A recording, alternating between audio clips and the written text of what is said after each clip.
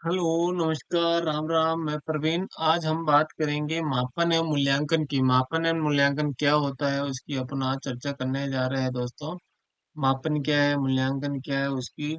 जैसे कि मापन और मूल्यांकन। मूल्यांकन निरंतर चलने वाली प्रक्रिया क्या है, या क्या मूल्यांकन क्या है, निरंतर चलने वाली प्रक्रिया। निरंतर चलने वाली प्रक्रिया को अपन क्या कहते हैं, मूल्यांकन कहते हैं दोस्तों।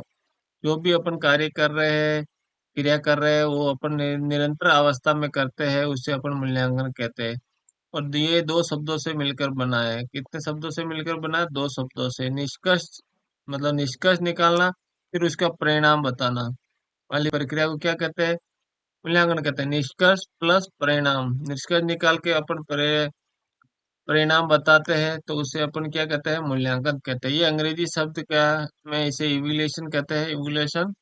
और किसी भी विषय वस्तु को गुण के आधार पर, किसी भी वस्तु वस्तु को गुणों के आधार पर मूल्य प्रदान करना, क्या करना, मूल्य प्रदान करने वाली प्रक्रिया को क्या कहेंगे अपन, मूल्यांकन कहेंगे दोस्तों। आगे मैं बात करूँ इसी कड़ी में तो मापन। मापन क्या है, मात्रात्मक प्रक्रिया। क्या है कि मात्रात्मक प्रक्रिया को अपन क्या कहते हैं, मापन। और मूल्यांकन में गुणात्मक एवं मात्रात्मक दोनों प्रक्रिया को अपन कहते हैं मूल्यांकन। मूल्यांकन का सर्वांगीण विकास, मूल्यांकन का सर्वांगीण विकास होता है, जैसे कि ज्ञानात्मक, भावनात्मक पक्ष, क्रियात्मक पक्ष और में इसका निर्धारण किया जाता है। क्या किया जाता है, इसका निर्धारण किया जाता है। और जबकि मापन की अगर मैं बात करूँ तो मापन में केवल ज्ञानात्मक पक्ष का निर्धारण किया जाता है। किसका? ज्ञानात्मक पक्ष का निर्धारण किया जाता है। ठीक है। आगे बात करूँ उदाहरण, अगर उदाहरण देखा जाए तो जैसे कि अंग्रेजी में किसी छात्र ने अंग्रेजी में 75% अंक प्राप्त किए और वह कक्षा में से प्रथम श्रेणी से उत्तीर्ण हो गया, तो ये मापन है, मूल्यांकन किया आपने। ये शिक्षक बन गया। क्या? अरे ये तो शिक्षक बन गया, राज्य में तीसरा स्थान प्राप्त किया। कितना स्थान प्राप्त किया? तो संख्या की बात करता है। मात्रात्मक मूल्यांकन गुण और गुणात्मक और मात्रात्मक दोनों की बात करता है। मूल्यांकन क्या है? अगर किसी कक्ष में शिक्षक द्वारा जो भी, क्या, शिक्षक द्वारा जो भी अपनी विषय वस्तु का शिक्षण करवाने के पश्चात जो भी बालकों के व्यवहार में परिवर्तन होगा, क्या, बालकों के व्यवहार में जो भी बदलाव होगा, परिवर्तन होगा, उस परिवर्तन का निर्धारण करने वाली प्रक्रिया को हम क्या कहते हैं दोस्तों, मूल्यांकन कहते हैं।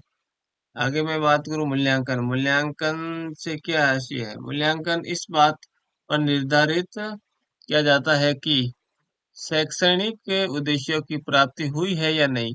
जो भी शिक्षक कक्ष में जो उद्देश्यों के साथ आया, उसकी प्राप्ति हुई या नहीं, ये जांच करता है, तो उसे भी अपन मूल्यांकन की प्रक्रिया कहते हैं। और उद्देश्य, शैक्षणिक उद्देश्य की प्राप्ति हुई है कि नहीं, तो मूल्यांकन प्रक्रिया में केवल बालकों की योग्यता का निर्धारण नहीं होता है। क्या, बालकों की केवल योग्यता का निर्धारण नहीं होता, बल्कि इसमें शिक्षक का और शैक्षणिक विद्या जो उस मेथड, जो पढ़ाने का तरीका है उसका, और टीचिंग सहायक, ये यंत्र, जो शिक्षण सहायक सामग्री का भी मूल्यांकन होता है दोस्तों। ठीक है। अभी हमने बात की मूल्यांकन, मापन है, मूल्यांकन की अपने बात कर चुके हैं। मापन क्या है, मूल्यांकन क्या है। मूल्यांकन निरंतर चलने वाली प्रक्रिया। कक्ष में शिक्षक कक्षा कक्ष में भी मूल्यांकन करता रहता है, मापन भी करता है। मापन और मूल्यांकन, मूल्यांकन निरंतर चलने वाली प्रक्रिया है।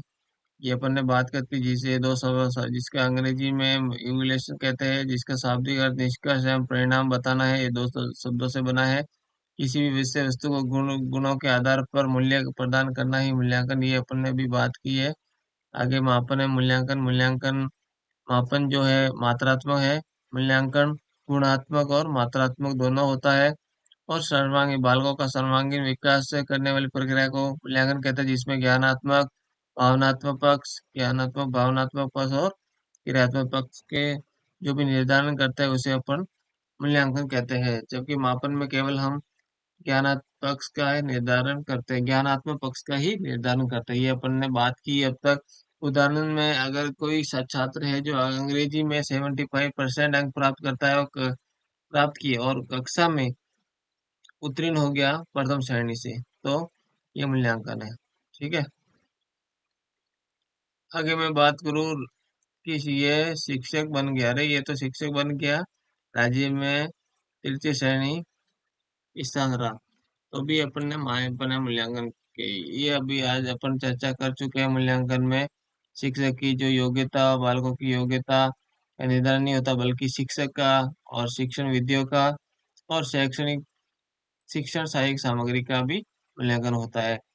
अभी बात करेंगे नेक्स्ट क्लास में मूल्यांकन की जो परिभाषा जो अलग अलग है उसकी अपन चर्चा करेंगे। ठीक है, धन्यवाद दोस्तों। बात राम राम।